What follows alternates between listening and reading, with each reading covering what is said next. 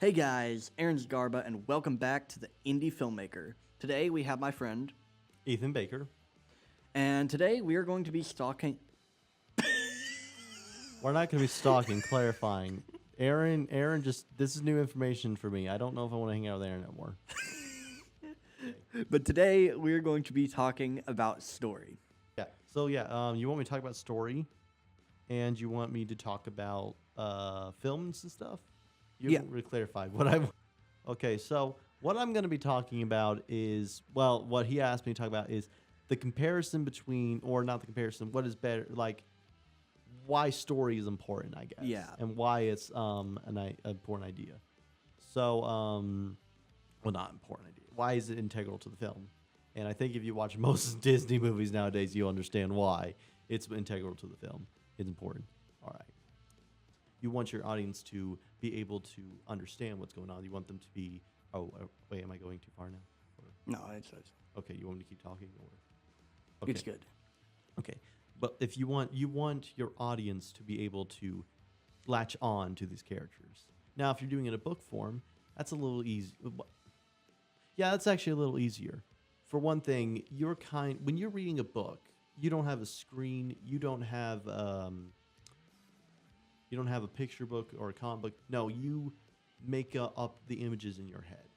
So you picture these characters yourself. You read the story around, you put the pieces together. And if you really enjoy that book, you're going to be able to latch on those characters a bit more. You're going to have an idea of what they're supposed to look like, what this is going to like.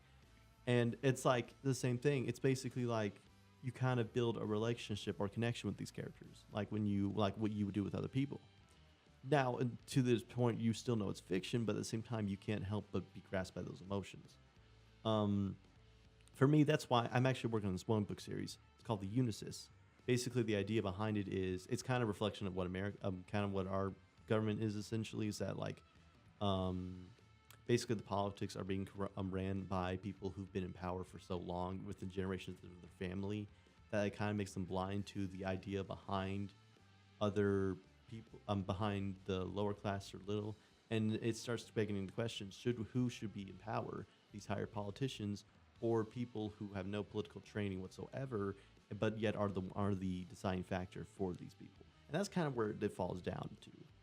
And these characters are basically the heir to their respective thrones, but they have no experience ruling anything, and yet they're forced into this idea that they are they're to rule over these kingdoms. They basically have control. These kingdoms are two different kingdoms. They take over the entire world, almost the entire continent, with a few other kingdoms spread out there.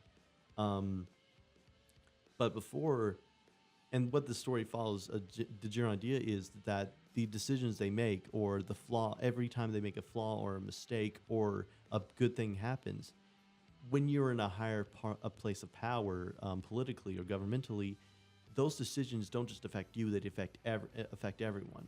So if one character loses his wife in the book, and he wants to take revenge out on the people who killed her, well, those people who killed her are also in a place of higher power. So what happens is whenever those people are dead, who's going to take over the throne, and who's going to take over the land? Who's going to run it all? And that's the thing. So when you basically, the idea behind the story is what like would be a simple thing for me is like, oh, I need to make this decision. No, the decisions they make. It's basically like humanizing politicians is what it is. The idea. But these are all very young. And so, but how do you do that first? Well, first you need to establish your characters' personalities, their interests, the people they care about, and their connection with them. You want to be able to feel the characters between them, so that way when you kill off a character or something tragic has a character, your audience also feels it. And that's, I mean, you look at any book that's the basics of it. That'll tell you that. But that's a hard thing to do, especially when you get into characters that are very similar to ones you've probably heard before. Like, trying to think of an example. Kind of like how you have Batman character and you also have Iron Man. While they're both billionaire playboys who use technology and their money to create the gadgets and stuff that they are able to fight crime with. Well, that's a similar premise, but different story ideas. Essentially, Iron Man Yeah. is very uptight. He did lose both his parents, but not in the same way Bruce Wayne lost his, and he probably doesn't have as much mental illness. And he kind of just drowned his sorrows within his riches, whereas Batman drowned his sorrows outside of it, trying to reject all that was given to him. And yeah, that's how he did forget you. But when you get to characters like I'm trying to think. I'll think of something. Dang it, sorry. Like you say, a parody character, like a character meant to represent that of another superhero. Like, what if you completely made a new Superman, all the same premises and stuff, and they're basically the same characters? It's hard for you to attach that one because that one just seems so similar to that, and it just, well, I mean, I guess that could be done well. I don't know where I was going. I got lost. Sorry, but that's the idea: is that if you want an emotional scene like you to feel sad, you need to make these characters likable. Yeah. Then again, it has been done before where you can't make characters like. Well, I feel like Breaking Bad does that sometimes pretty well. But like, yeah, if you have one of those characters that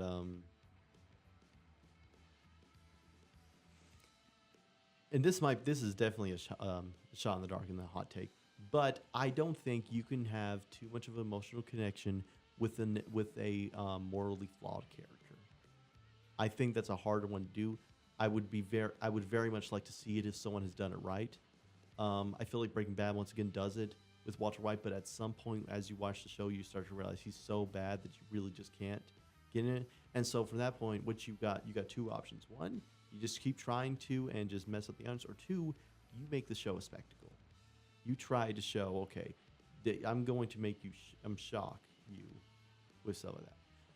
Oh wait, no, there's one exception. I would say there's an exception to that. A lot of times, and this is probably my favorite character. It's like most people, they like villains who have redemption arcs, you know? Like Zuko. Okay, Zuko's not the best example because then again, if you think about it, he's never really been a bad guy, just forced into a really bad situation. Seek revenge, he's also very young. But Zuko from Avatar: The Last Airbender, he's basically like the text. When people say redeemed villain, you think Zuko most of the time. And that's a cool trope. I like that trope a lot of times. It's been overdone a little bit because I do kind of miss. I mean, I like sympathetic villains, but I like fun villains. You know, like the Disney classic villains. They're not done so well these days. Encanto. I know. Yeah, is that the one? I think I can't even remember. I haven't watched it. Wish is the one I'm thinking of. Oh wait, yeah, I was Encanto was. For some reason, Encanto. I thought Yeah, I thought Encanto and Wish were the same thing for a Yeah, I second, and I know. was like, Wait, hold that on. might be a bad sign too. My brain is like, no, That might be a it's bad like- sign if you're able. if you can't tell the difference Yeah. between these two different movies, Yeah, then Disney- that's not a Disney. good That's thing. probably not a good sign. But yeah, that movie they tried to do that, I guess, and then they're like, no, it's like they gave us all the good plot points for his sympathetic villain, but didn't do it. And so, like, listen, you're trying to give us a fun villain. Don't give us the idea behind the civic villain. Because one, his wife is a good person, and you kind of think, okay, so if his wife's a good guy and he's been a bad guy the whole time, how did he, marry her? I don't think he was the king before her. I may have not watched that movie, but like, and that's a missed opportunity once again because like what does he have that other villains don't have? And then there was actually a concept for where the queen was supposed to be evil too. And so then I'm like, that would have been such a cool thing because you would have had an evil villain duo. It'd be like the Rocket and the one girl from Pokemon. I'm not an anime guy, or dang it. Actually, funny. Phineas and Ferb did that with Doofenshmirtz, and he met this one girl, and they were like, my evil love. Oh yeah, I You remember remember that that? Oh, man. episode. It was Yeah. taking a while for my Yeah. gears to start turning. I've And I was watched it like, forever, oh yeah. yeah. I'm trying to think. There was one other show that had a villain couple. I can't remember the name of it though. What was it? What is it about? I don't even remember. I don't even remember the show in general. I just remember I was looking at it the other day and I found. I think it's a Disney show. I'll think of it later. But like you had, that's something that Disney themselves, the Disney like the movies have not done before, was two villains who were in love. Like that would have been so like they'd be so dastardly, but like they just love each other more than they hate everyone else. And so like, and that would have been such a cool song, like having a song which an evil villain song duet. Imagine that. It's like people sing these, like you see all the time on YouTube. So people are doing covers of villain songs and stuff. It's like imagine they had that but a duet.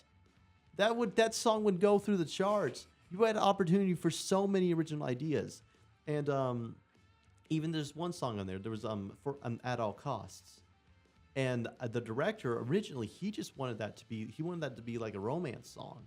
He wanted this to be kind of song people would play in like at a wedding, you know, like Beauty and the Beast. The song itself, Beauty and the Beast. I once went to a wedding where someone played Part of Your World, which I completely think that's completely different. I think. Okay, any romantic Disney film that you can think of that has that song, that's what he wanted it to be like.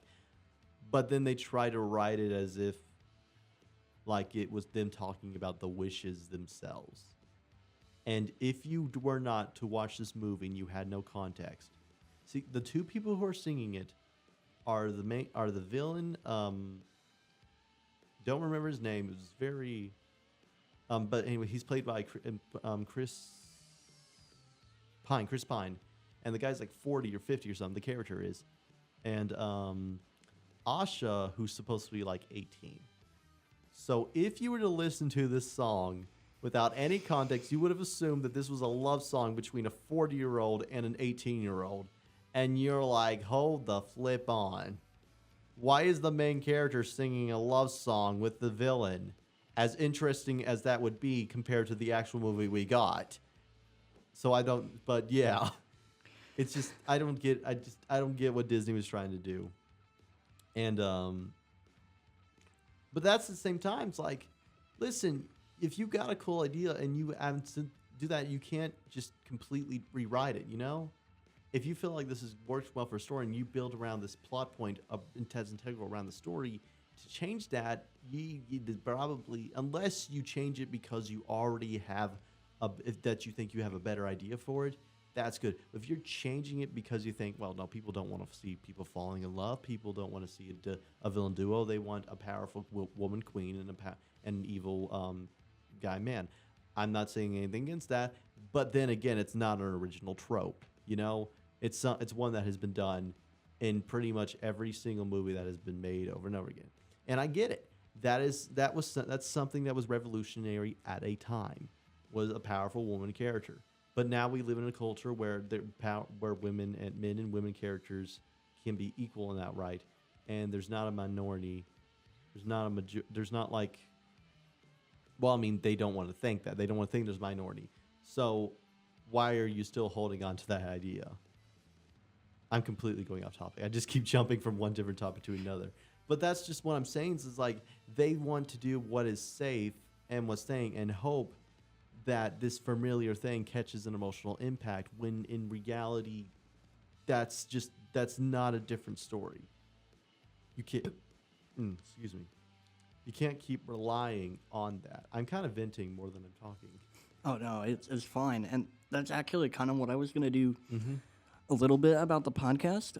Was that, you know, how Hollywood just keeps, and this includes Disney and all that, but like they just keep repeating the same stuff, and they know it works, and they don't want to take any risks like they did back in the 70s. Yeah, it's like, listen, you're never going to have a truly original property. You're not going to follow it. But if you keep following the thing that was good for one movie, like what's safe, you're just going to have a dull movie that people have already seen and not try anything new. It's not necessarily about making something original. It's about finding a way, trying to tell certain things in a different way, you know? Taking aspects that have already been established or something like that and put them in a story that makes sense. Wish had nothing really original about it. There was nothing. You need something to draw the audience, you know? Whether it's artistic style or the very fact that, like, okay, well, this is why I think that Spider-Verse is OP in that sense because one, they have an already existing character that it doesn't matter if your movie's terrible. If it's a Spider movie, it's probably gonna make money. If it's got Spider-Man in it, let me reestablish that. Madam Web sucked. Morbius was okay. Venom is good, but not in the way people wanted it to be. You know what I'm saying? I would like to see a darker villain, but I still enjoyed that one. I'm trying to draw up like the actors. Dang it. But Tom Hardy, my bad. Tom Hardy. I enjoyed Tom Hardy's Venom. It was a lot of fun. I would still very much like to see a darker take of Venom. But yeah, so like Spider-Verse is kind of OP in that sense because one, they have an art style that not a lot of studios have done because they basically invented it. Now studios are trying to go to that, which is not bad. They are actually, Yeah. If you looked at these art styles from side to side, you can definitely see differences. Like if you looked at Teenage Mutant Ninja Turtles, Mutant Mayhem, compared to Puss in Boots, Last Wish, or Spider-Verse, you can see some differences. Mainly the art, the textures and art and paintings and stuff like that. But if you were not trained to see that, you're going to be able to see the similarities between. It's like, oh, they're just trying to do Spider-Verse. And it's like, no, that's Spider-Verse has 3D modelization with comic book style art style. So back in the old days, whenever they're making these comic books, they had like little dots there that they would use to map out the colorations of the characters and make things easier to print it. I can't go into detail with that, but they were kind of trying to do that with Spider-Verse. If you look there, you can actually see those little dots in there in the art style. The flash movement, the skipping frames, it's meant to look like a comic style. Now they did. Now I will say the frame skipping was a Spider-Verse trope. That one did, but it's still a really cool thing because it allows you to. You ever watched an animatic of like an unfinished animated project? Yeah.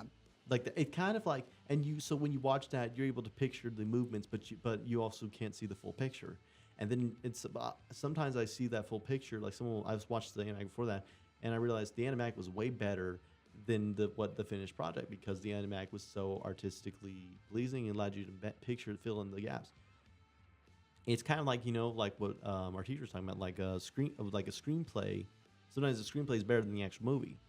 Well, Spider-Verse, it kind of gave me the same feeling. Whenever you would see those stop frames, it allows you to process more at once while still giving you a nice flow. It made establishing it, and sometimes, and I noticed one thing, that's not something that Spider-Verse first did. There were shows that did it a long time ago where the characters just kind of sliding in to movement. They're not really moving or anything. It's just like, boom, they're just like completely still sliding in like you'd see in an anime. And that's a very clever trick. It gives, because animation's all about movement, always about continuing, and you can't always animate every single movement, so you just push them. You make it around to make things look like give it movement, give it flow. And it's just sort of working away. There's one show called Moon Girl. I won't go talk about it because that's one of it. But it's probably Disney Channel's one of the best animated shows.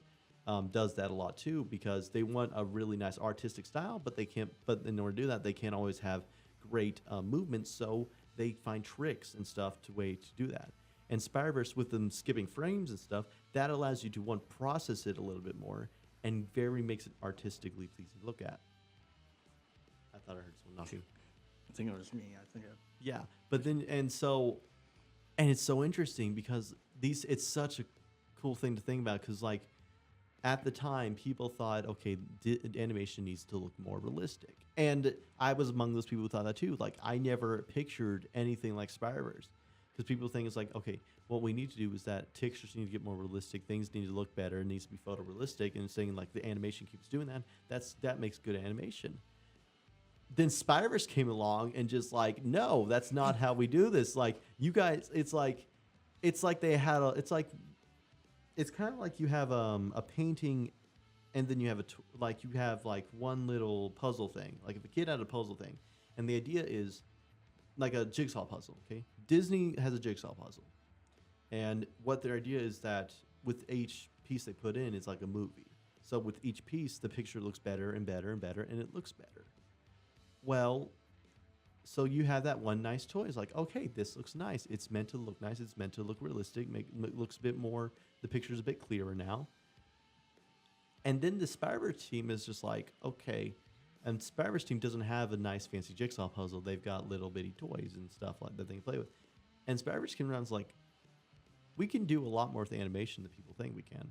It's like, it's not always about realistic textures. We could make this look cool. Because, like, you have all these shows that don't have expensive animation. That's a terrible example. Avatar had a huge budget. But Avatar, it's not photorealistic. They used a lot of the art style, the colorations, like, and they start looking at all these fun indie projects, and they're like, okay, what if we just did that? What if we don't need to? What if we just tried to make a movie that isn't photorealistic and just make it artistic and like a painting and stuff?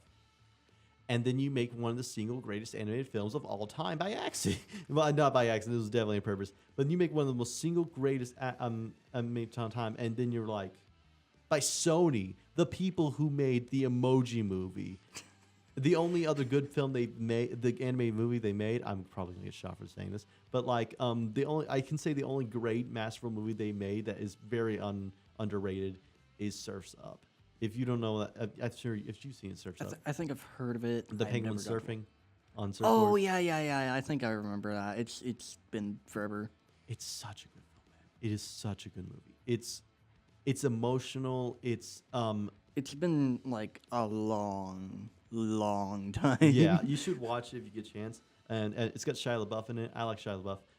I know about the Shay stuff he's done, but I still like him. And in it, he's like, it's about the penguin that's surfing and stuff. But it's interesting because it's shot like you would shoot The Office. It's like a reality TV show. Is what it is, like a documentary style, but in animation. And then penguin surfing. I don't know who the heck came up with this, but I want to meet this person. It's like, okay, how do you think of that? That's so many specific details that are completely different film, and you make a great film. Just imagine like what it would have been like when they're pitching this. I'm just like, how did this movie get greenlit? Is my question. Like, all right, guys, we're gonna make a movie. We're gonna make it animated.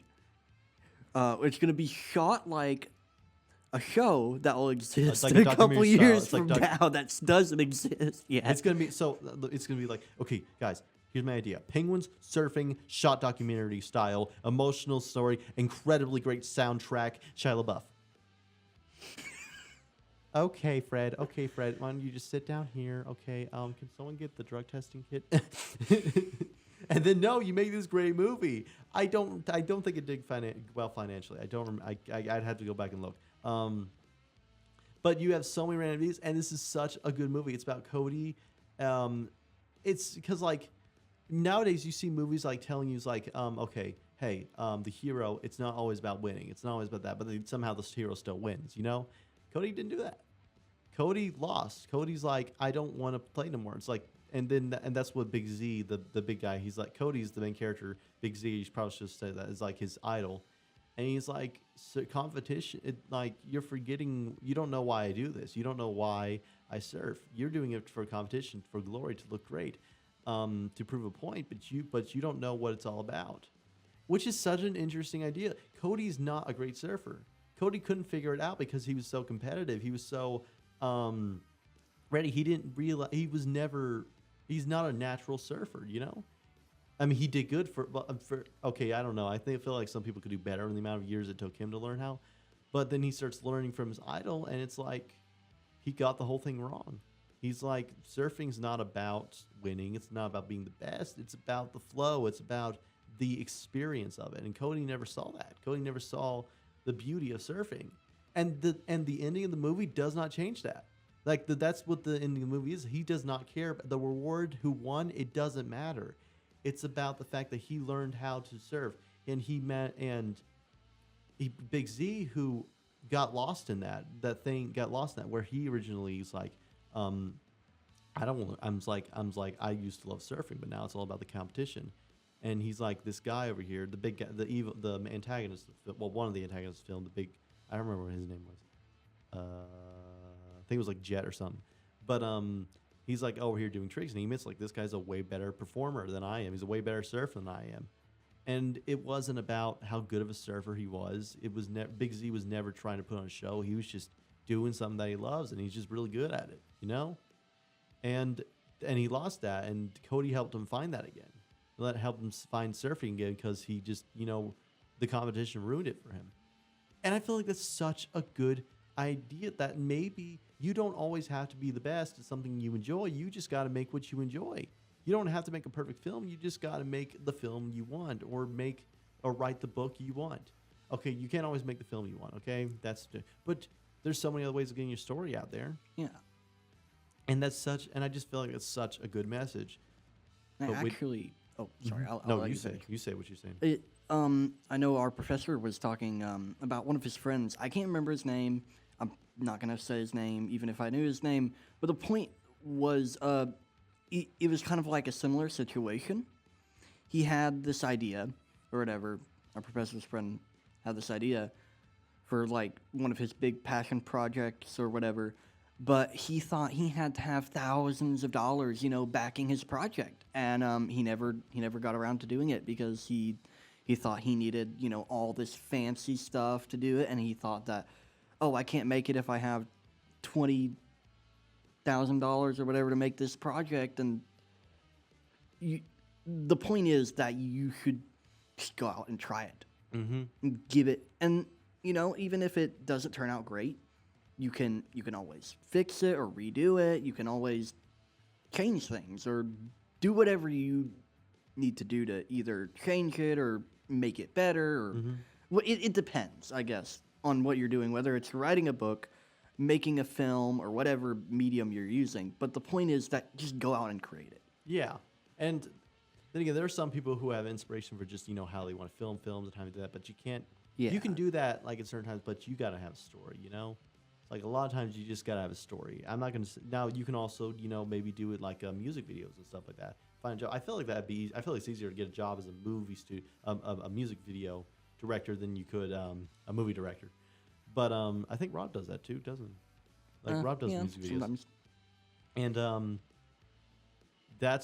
that's when you're like, for me, I'm a story guy. I love telling stories. And really, the only time I want to make a story into a movie or something is whenever I can't really give the same idea I have in a book. There's 2 ideas that I have that don't work in books, maybe 3, that don't work in a book setting, and I want that only work because of the visual idea that I have for them or the dialogue and stuff. Because it's like the idea for a show, something. And there's one I just really want to be a movie because I have an idea for it. I want it to be animated though.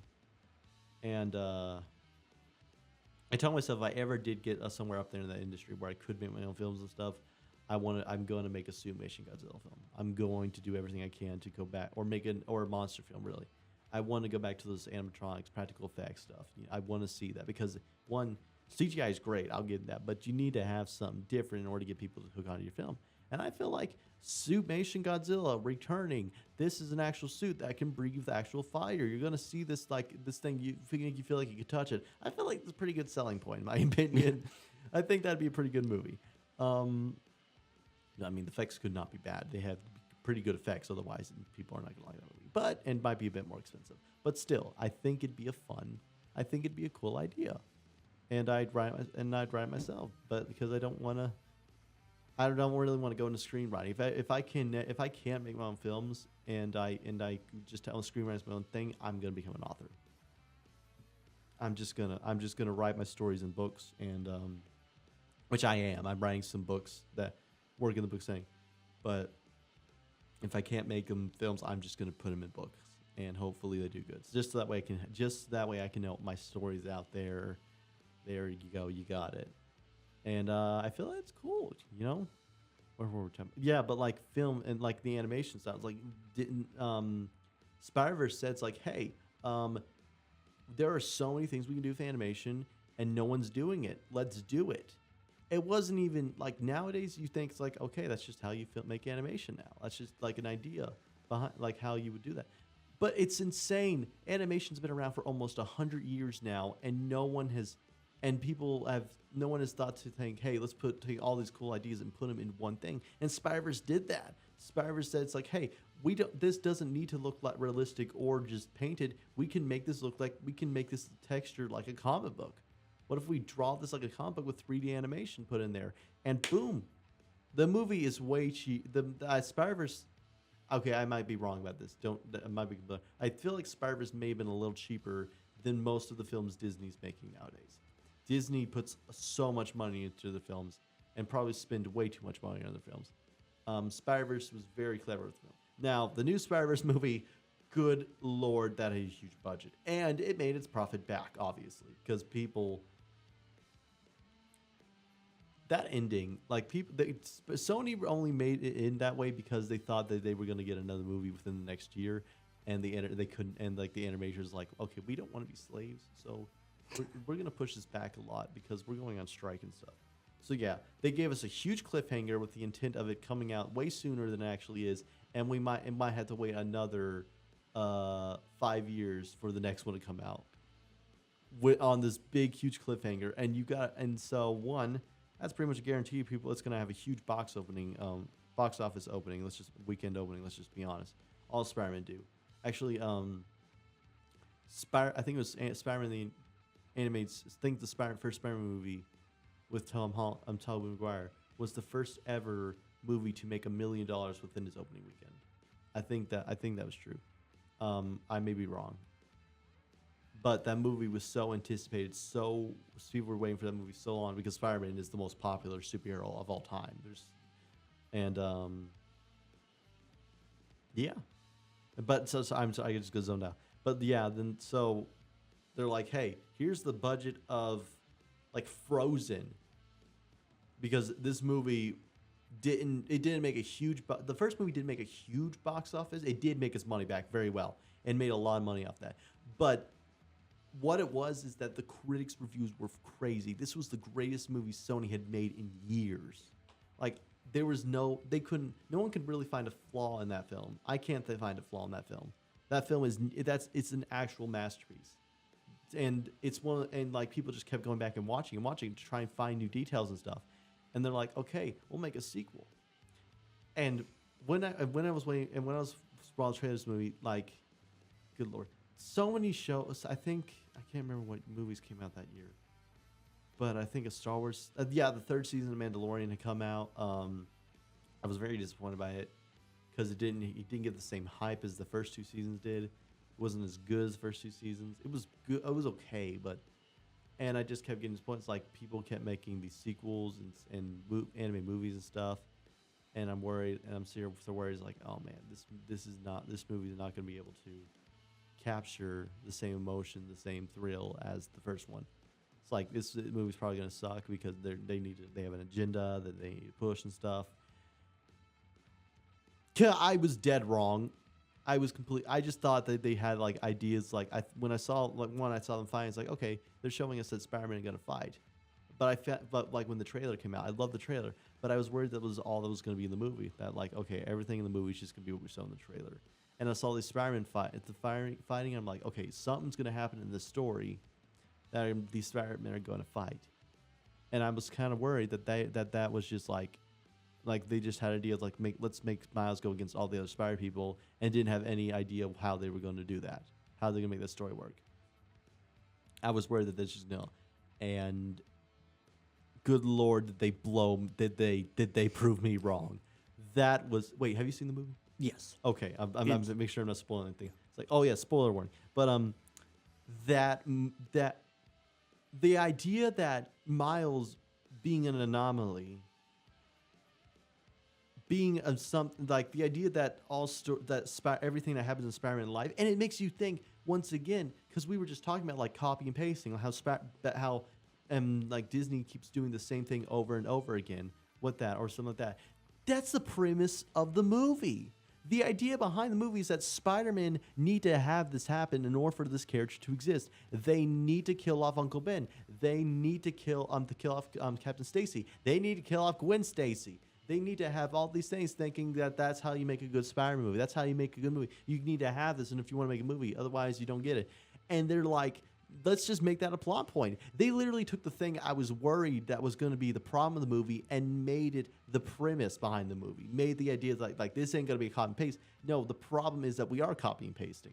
It's like that the canon. They literally call it the canon, and they're like, And then you also have this one that's like, one, you don't want Miles' dad to die. You don't want him to kill. But at the same time, if that doesn't happen, it could cause the destruction of their universe. It could cause the lives of thousands. It's like gives you a situation where there might not be a right or wrong answer. Part of me does want him to die just because, like, I know that's going to be an emotional scene, and I'm weird. I like to cry. So, like, I know that that'd be such an amazing scene if they do it right. But at the same time, I wouldn't mind it again. Like, it's the first time I really can't predict where they're going with the sequel. You know Miles is going to fight the Spider-Man. You know Miles is going to fight the Spot. But how is it going to end? What's going to happen? Is Miles going to die? Is his dad going to die? Is he going to accept the truth that bad things happen and they just need to, or is he actually going to fight it? Then again, you also have a lot of voice, like the voice actor for the Spectacular Spider-Man is like, I never want to do that again because like that's not that this character would never agree with what he's doing. And so, and also once again, he was bit by a spider that came from another universe that wasn't his own. He was never going to get powers.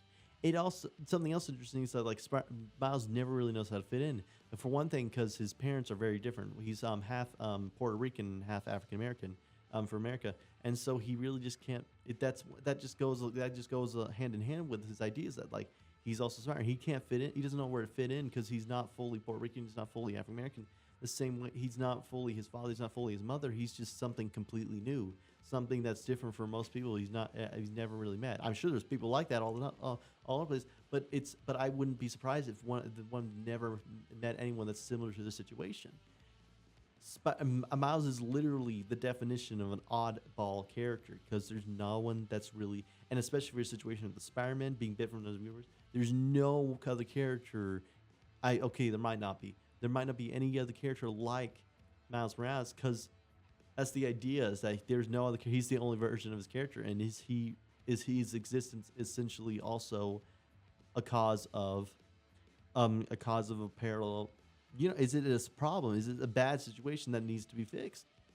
And yet you don't know what's going to happen. That's just a combination of both great animation, a great story. Spider-Verse is so OP because it has all these great things in one sitting. And then they end it with an ending that that is still really good, but makes every single person mad because now they got to wait another 5 years for them to get their conclusion. But you know that when that movie's released, that theater is going to be filled. People are going to flock to it. Oh, there's going to be riots. It's like Spider-Verse. And when that trailer releases,